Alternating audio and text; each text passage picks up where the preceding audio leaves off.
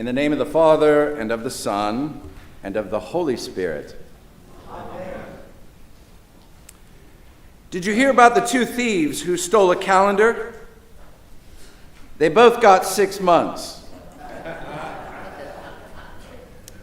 My oldest son has a desk calendar called Life Hacks. This is one of those daily square sheets of paper kind of calendars where you peel off yesterday's life hack to reveal a new little tidbit for today. Life hacks. It's an interesting phrase. To me, it connotes hacking a computer. A computer hacker is one who, unauthorized, accesses a computer to steal, change, or destroy information. Not a real virtuous thing, being a computer hacker. Life hacks. It also smacks of cheat code. A cheat code, have you heard of this? A cheat code is for video games. I don't expect most of you to know this. Instead of progressing normally through the game to advance and accumulate points and unlock new levels, a cheat code allows you to cut through all that and advance directly to the video game mansion without doing any of the work. Okay, so you decide. Here are a few of the life hacks that this calendar promotes. On February 11th, it said this: looking for a Valentine's Day gift? Tell the person you already got them something and have them guess what it is. They'll list things they would like to have.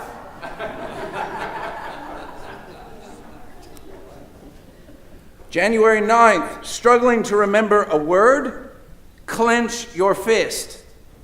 This has been proven to increase brain activity and improve memory. I can imagine people walking around clenching their fist. February 20th. Lip biting triggers a rush of chemicals to the brain, which reduces stress, anxiety, and instantly improves your mood. When I see Elise doing this at home, won't be so good for me. Elevators.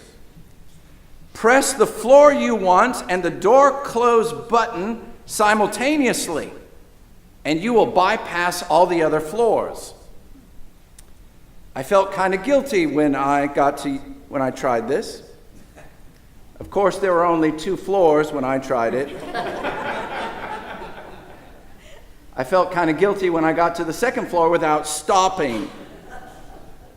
Can you imagine someone waiting for the elevator and watching the numbers pass them by just because you had a life hack? Loving only those who love you is a life hack, which is to say that it's a cheat code for genuine love. Christ's love is genuine love. There's no hacking it, no cheat code, no superficial shortcut. He wills that the world should see it. That is his love. He wills that the world should see it in you. His love for the world in you. How? How is the world to see it? Love your enemies.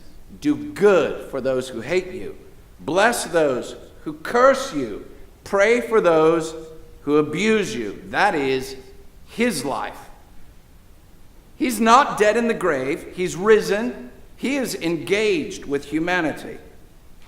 Through the Holy Word, the risen King comes to give you his grace, his love, his forgiveness, the bounty of heaven. His word doesn't return empty. His love doesn't return empty. It's alive. And it's in you. We, as God's people, we love. We love because he first loved us. We don't just love those who love us. That's lame love. That's superficially generous. Christ wants his life to be seen. So who but you, who but Christians are going to demonstrate what genuine love is. Jesus says, love your enemies. So what do you expect he's going to give you? He's going to give you enemies. And he's going to give you the love with which to love them, the capacity for you to give them what God expects, what God desires. To look beyond your marvelous self and to love someone who, at first blush, you think doesn't deserve it.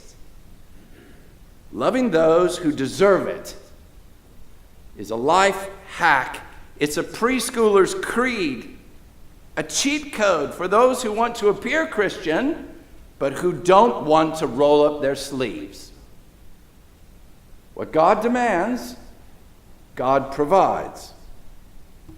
Grace is what you've received.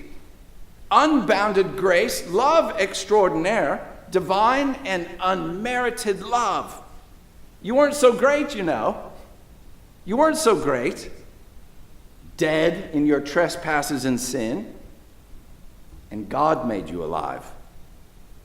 His word washed you of all your sin, the filth in your heart, your mind, your soul.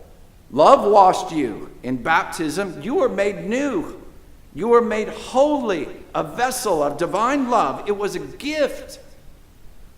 Jesus' incarnation, Jesus' perfect life, Jesus' suffering, Jesus' death, all for you. That is love. Giving of yourself to those who haven't earned it. That is the beauty, that's the life to which you've been called. And who's blessed in this?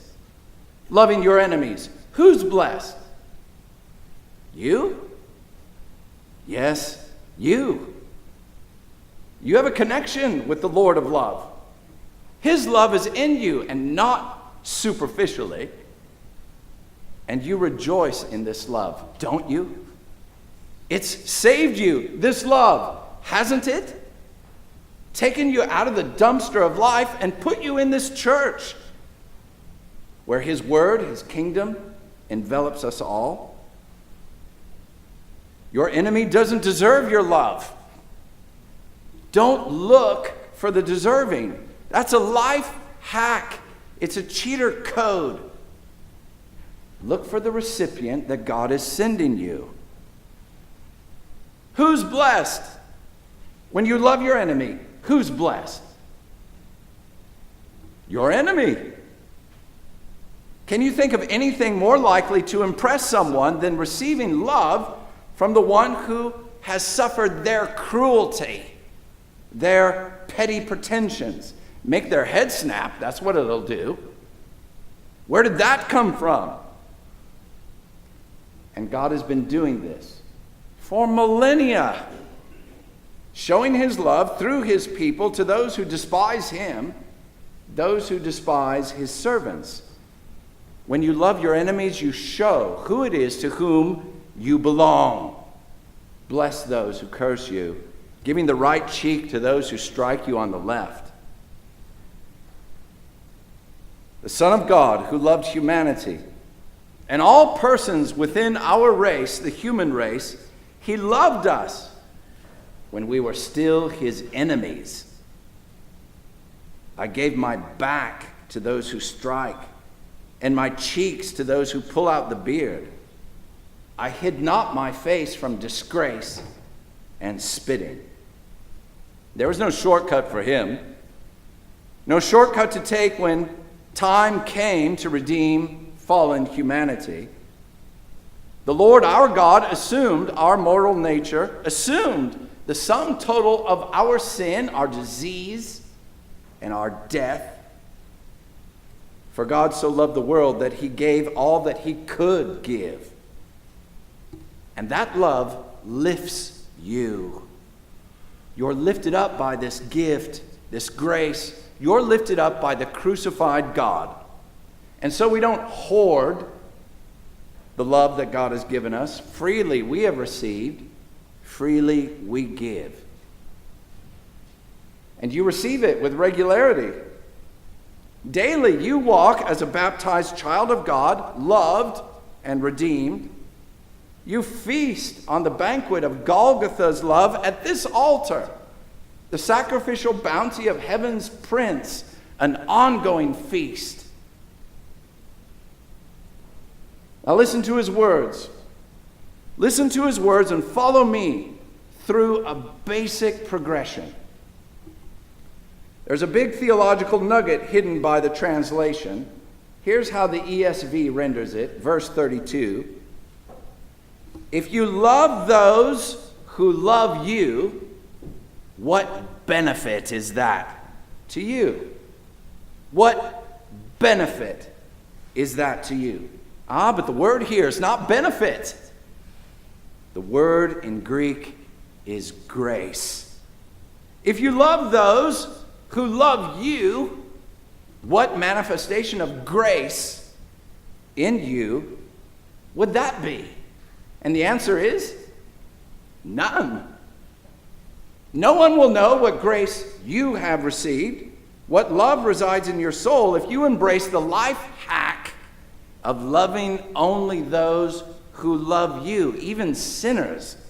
Though still dead in unbelief, even sinners love those who love them, but you are more. Here's who you are.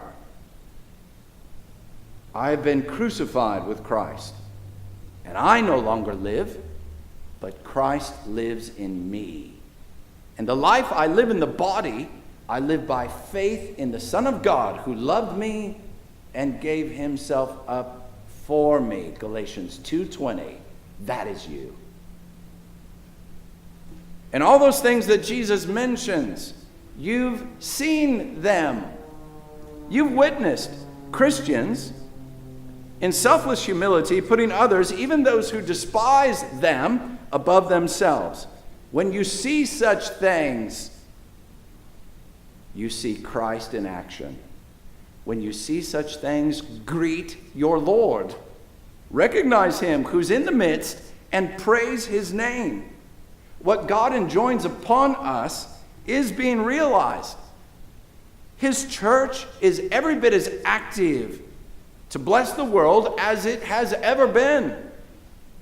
And so we are remarkably fortunate. We're fortunate to be living when we are living. We're fortunate to be living where we are living. We are remarkably fortunate in the challenging context in which we live to be who we are. We wouldn't trade this for anything. And we don't need any hacking into Christ's love. It is abundant. It's among us. It's having its way. Here's the life hack for April 2nd. If you work in customer service, hang a mirror behind you. Customers will be nicer because no one wants to see themselves being a jerk.